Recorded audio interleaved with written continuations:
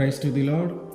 ఈరోజు దేవుడు మనకిచ్చినటువంటి వాగ్దానం ఏంటంటే, సమూయేలు రాసిన మొదటి గ్రంథము 12వ అధ్యాయము 22వ వచనం. తన ఘనమైన నామము నిమిత్తము తన జనులను ఆయన విడనాడడు. ఆమేన్. దేవుడు ఏమి సెలవిస్తూ ఉన్నాడంటే, మనము ఇప్పటికే తప్పులు చేసినప్పటికీ, మనలో లోపాలు ఉన్నప్పటికీ, మనలో పాపం ఉన్నప్పటికీ, మనలో బలహీనతలు ఉన్నప్పటికీ, ఇప్పటికైనా మనము వాటిని వదిలిపెట్టి, వాటిని మానివేసి, పశ్చాత్తాపముతో దేవుని వైపు కానీ తిరిగితే ఆయన మనల్ని వదిలిపెట్టి వెళ్ళిపోడు. ఆయన మనల్ని విడిచిపెట్టడు. మనలో ఉన్న తప్పులు, మనలో ఉన్న పాపము, మనలో ఉన్న దోషములన్నిటిని బట్టి దేవుని వైపు తిరిగి పశ్చాత్తాపం చెంది దేవుని వైపు తిరిగితే ఆయన మనల్ని విడిచిపెట్టకుండా ఉంటాడు. కారణం ఏమిటంటే, ఆయన గొప్ప దేవుడు, ఆయన నామము ఘనమైనది, ఆయన ప్రేమమూర్తి, కరుణ కలిగిన దేవుడు, జాలి కలిగిన దేవుడు. అందు నిమిత్తము దేవుడు మన పక్షాన ఉంటానని వాగ్దానం చేస్తూ ఉన్నాడు. కానీ మనమేదో మంచివారమనో, మనమేదో గొప్పవారమనో ఉద్దేశంతో కాదు. ఇశ్రాయేలు ప్రజలు మాకు ఒక రాజు కావాలి, ఇట్లయితే ఈ న్యాయాధిపతులతో కుదరదు, మాకు రాజు కావాలి అని సమూయేలు గారిని అడిగారు.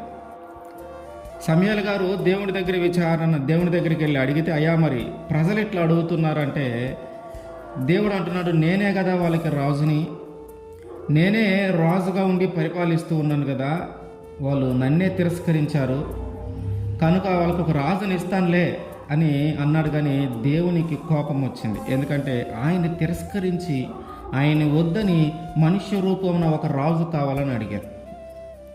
ఈ విషయము తర్వాత ఇశ్రాయేలు ప్రజలకి అర్థమైంది. తర్వాత సమూయేలు గారు హెచ్చరించి చెప్పాడు, మీరు దేవుణ్ణే కాదనుకున్నారా, ఆయన రాజుగా వద్దనుకున్నారా, ఇప్పుడు ప్రత్యేకంగా ఒక రాజును అడుగుతూ ఉన్నారు మీరు, దీన్ని బట్టి దేవుని కోపము మన మీదకు వస్తుంది అని హెచ్చరించినప్పుడు మళ్ళీ ప్రజలు తమ తప్పును తాము తెలుసుకొని దేవుని వైపు తిరగాలి అని, దేవుని అంగీకరించాలని ఆ సమూయేలు గారు చెప్పారు. ఆ మాటలో భాగంగానే మీరు ఎప్పటికైనా ఆయన వైపు తిరగండి, ఆయన విసర్జించొద్దు, ఆయన ఆజ్ఞలను పాటించకుండా ఉండొద్దు, ఆయన చిత్తము జరిగించకుండా ఉండొద్దు, ఆయన మాట ప్రకారము మీరు జీవించండి, ఆయన మాట ప్రకారము మీరు బ్రతకండి. ఆయన గొప్ప దేవుడు, ఆయన మిమ్మును తన జనముగా చేసుకోవటానికి ఇష్టపడిన దేవుడు. కనుక ఇప్పటికైనా మీరు మారితే, ఇప్పటికైనా మీరు వాటన్నిటిని విడిచిపెడితే, ఇప్పటికైనా మీ లోపాలను సరిచేసుకుంటే, ఇప్పటికైనా మీ తప్పులను సరిచేసుకుంటే, ఇప్పటికైనా ఆ పాపమును వదిలిపెడితే ఆయన మీ యందు జాలి కలిగిన దేవుడు కనుక ఆయన ఘనమైన నామము నిమిత్తము ఆయన ఇక ఎప్పుడు మనల్ని వదిలిపెట్టి వెళ్ళిపోడు. కారణం ఏమిటంటే, ఇందాక మనం మాట్లాడుకున్నట్టే ఆయన గొప్ప దేవుడు అంతే.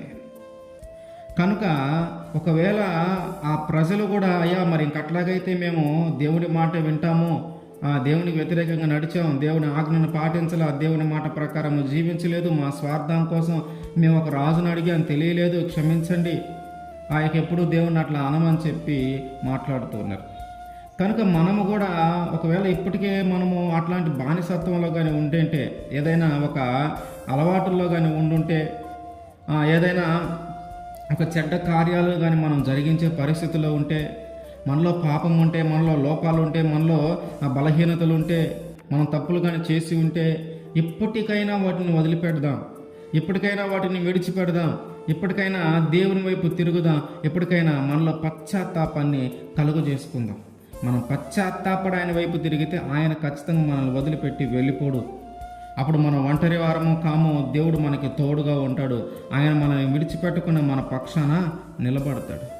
కనుక సమయము పోనివ్వక దాన్ని సద్వినియోగం చేసుకొని, ఎప్పటికైనా మన ప్రవర్తనను, మన ఆలోచనలను మనం మార్చుకొని, మన తలంపులను మనం మార్చుకొని దేవుని వైపు తిరుగుదాం. మన పాపములు, దోషములు, అతిక్రమములు అవన్నిటిని ఆయన దగ్గర ఒప్పుకుందాం. ఆయన దగ్గర ఒప్పుకుంటే ఆయన ఎప్పుడు మనకి తోడుగా ఉంటాడు. ఆమేన్.